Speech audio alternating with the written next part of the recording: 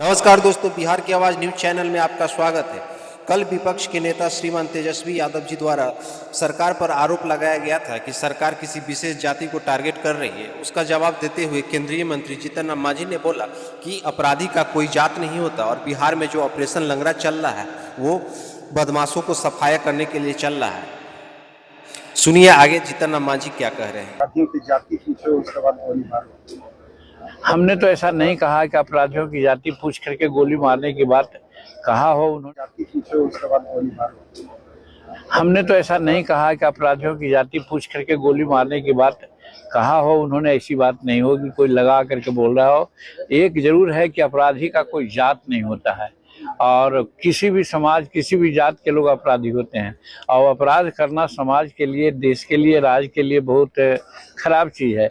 और अपराधी को उन्होंने चेताया है कि या तो अपराध छोड़ दो और नहीं तो बिहार छोड़ दो। तो इस प्रकार की बात उन्होंने कही है। जात पूछने की बात नहीं कही। जात तो तेजस्वी यादव ने कहा है कि जानबूझ करके एक विशेष जाति पर ये लोग प्रताड़ना कर रहे हैं। तो मेरे सवाल है कि बालू की चोरी जो करेगा, शस्त्र अस्त्र रखेगा जो करेगा, वो लैंड ग्रैबिंग जो करेगा, हत्या जो करेगा, तो वो कौन जात का है हम लोग ये नहीं जानते हैं, लेकिन जो करता है उसको बिहार सरकार बर्दाश्त नहीं करेगी।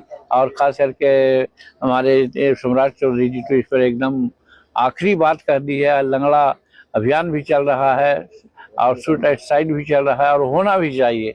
रही बात ये कि यदि हम चोर हैं, जाति फलना हो सकता है, तो हमारा समूचा जाति उसके लिए बदनाम नहीं होगा, हम बदनाम होंगे। तो इसको ऐसा नहीं लेना चाहिए। लेकिन तेजस्वी प्रसाद जी ने कहा है कि चुन चुन करके विशेष जातियों को ही लोग लक्ष्य दे रहे हैं, ये उचित बात नहीं है। हाँ, ये जरूर है कि चाहे बालू चोरी का होता है, यहाँ देख रहे हैं कि ट्रैक्टर जो पकड़ाती है वो ट्रैक्टर 100 में 90 एक ही समाज के लोग रहते हैं।